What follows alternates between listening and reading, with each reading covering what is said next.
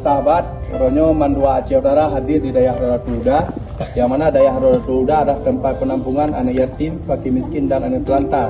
Yang di Aceh Utara, di Kantor Bupati Aceh Utara, yang Ronyo awaknya katertuh kurung peluroi, perlu perhatian khusus dari kitanyo, itu adalah anak-anak yang membutuhkan uluran tangan kitanyo.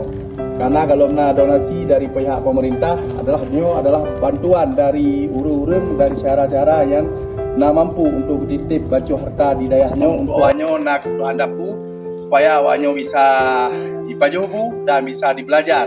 Menyohana kebutuhan dapur bu ataupun lain dan untuk belajar pinyo agak susah.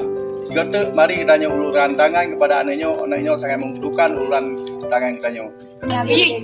Sini je.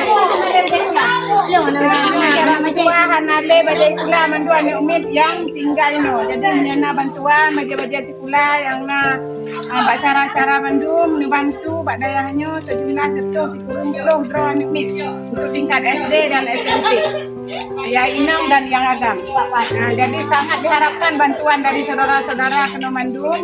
Nyo selain anak yatim piatu dan yatim piatu serta anak-anak terlantar yang kena di Kabupaten Utara kami titip nyo. Jadi nyo sangat membutuhkan bantuan.